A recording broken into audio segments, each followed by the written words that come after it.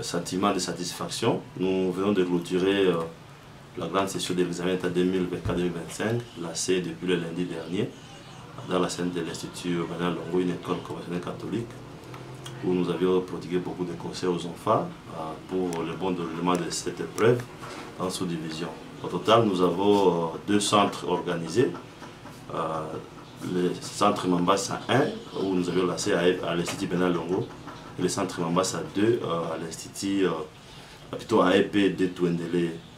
Pendant les 4 jours, nous avons été avec des enfants. Nous avons compris qu'ils ont mis en pratique nos différents conseils, les conseils de leur établissement ainsi que ceux des chefs de centre. Ces conseils les ont permis de bien se comporter pendant les 4 jours dans les deux centres de notre sous-division. Nous avons compris aussi qu'ils ont été chaque fois avant l'étape pour la passation et que tout s'est passé sans beaucoup d'incidents. À tout et pour tout, nous étions en train d'entendre 947 candidats pour les deux centres bien sûr, dont 415 filles et 532 garçons. Là, c'était les candidats attendus, ce sont les candidats qui vous présentaient la hors-session même. La participation, nous avons connu une légère déperdition, ce n'est pas considérable bien sûr.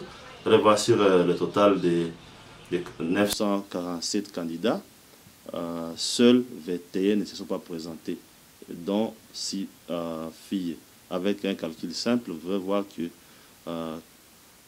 924 candidats ont été présents au centre, dans les deux centres, pendant les 4 jours, dont 412 filles. C'est ça la statistique. Si vous constatez que j'ai commencé par dire nous sommes satisfaits parce que la déperdition n'est pas considérable. C'est sûr, ceux qui sont partis, ils sont partis au cours de l'année, on ne sait pas pour quelle cause. Comparativement à l'année passée, c'est un exploit pour nous. Et nous promettons quand même de faire mieux l'année prochaine. Et les enfants qui sont déjà à la maison, ils venaient de terminer les 4 jours aujourd'hui avec l'épreuve de langue, l'anglais, français et la correspondance anglaise, bien sûr. Nous leur demandons d'être calmes. Ils doivent être patients, mais aussi pour attendre la réaction du ministère de l'Éducation, parce que dans notre ministère, il y a beaucoup de réformes. Vous savez, depuis un certain temps, Madame la ministre, son Excellence Raïssa Malou, venait de décentraliser la correction de l'examen d'État. Et c'est ce qui réduit au moins à 40%. L'État est parti pour la publication des résultats. Ils doivent être calmes. D'ici quelques semaines, nous aurons déjà des notifications et des alertes irrélatives. Donc ils doivent être calmes, ne pas céder à la panique, ne pas faire des bruits dans les artères principales de notre territoire de Mambasa, pour aller déjà pour rien, ceci pour éviter de connaître des accidents ou bien d'être blessés, qu'on sort. Qu'ils soient calmes encore de leurs parents, attendre les résultats que le ministère va disponibiliser. Et je connais que ça sera incessamment. Je pense, historiquement parlant, la sous-division Mambasa 1 était jadis une seule sous-division.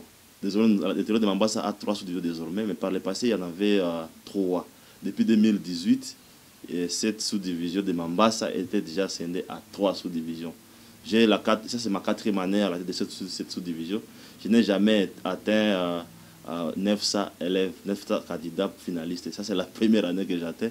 900 déjà 47 participants, plutôt inscrits, dont 924 participants au sein des examens d'État. Pour nous, c'est une performance, comme j'ai dit tantôt.